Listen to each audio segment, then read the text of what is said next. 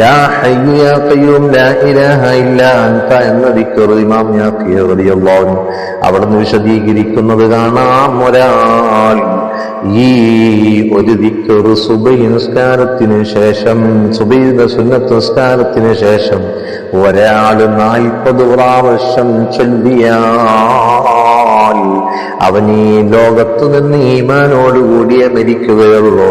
അല്ലാഹു സുബ്ഹാനഹു വ തആല നമുക്ക് തൗഫീഖ് നൽകട്ടെ. ഈ സുബഹിക്ക് മുമ്പുള്ള ഈ സുന്നത്ത് നിസ്കാരത്തിന് ശേഷമുള്ള ഈ ദിക്ർ ഇത് ചൊല്ലാൻ നമ്മൾ ശ്രമിക്കണം. അല്ലാഹു ഭാഗ്യം നൽകട്ടെ.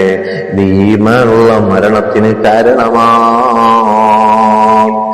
രണ്ടാമത്തെ ഒരു ഈമാനികമായ ലഭിക്കാൻ നമ്മുടെ ജീവിതത്തിലേത് പ്രതിസന്ധികൾക്കും പ്രയാസങ്ങൾക്കും പരിഹാരം ഹദീസുകളിൽ ധാരാളം ദിക്റുകൾ വന്നതും ഖുർആൻ പാരായണവുമാണെന്ന് നമുക്കറിയാം.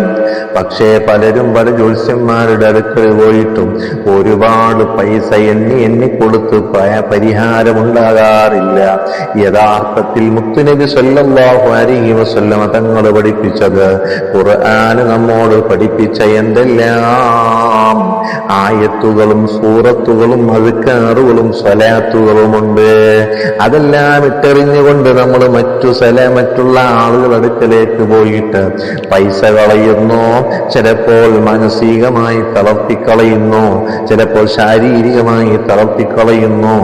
ഈ രൂപത്തിൽ ജനങ്ങളെ മുമ്പിൽ ചിലപ്പോൾ തല ഉയർത്തി നടക്കാൻ കഴിയാത്ത രൂപത്തിൽ വഷളത്തരത്തിലേക്ക് എത്തുന്ന എത്രയെത്ര ജ്യോത്സ്യന്മാരെടുക്കൽ പോകുന്നവരുണ്ട്.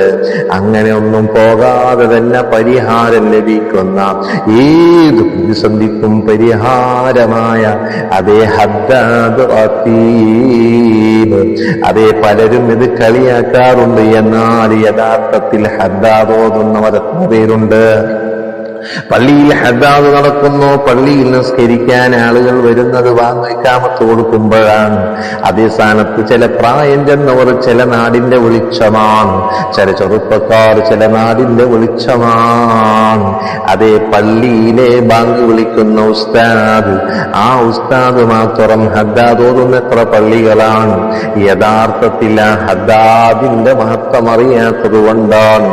ഇരിക്കട്ടെ, ഞാൻ പറഞ്ഞു വരുന്നത്, ഹദ്ദാദ് ഖതീബ് എന്റെ ഉമ്മമാര്, സഹോദരിമാര്, കേൾക്കുന്നവർ മക്കളെ കൊണ്ട് മദ്രസയിൽ ഹദ്ദാദ് പഠിപ്പിക്കുന്നുണ്ട്. നമ്മൾ ഹദ്ദാദ് ഓതുന്നവരാകണം. നമ്മൾ ഒരു ദിവസവും ഹദ്ദാദ് മുടക്കുന്നവരാകാൻ പാടില്ല. ഞാനൊരു യാത്രയിൽ ഒരു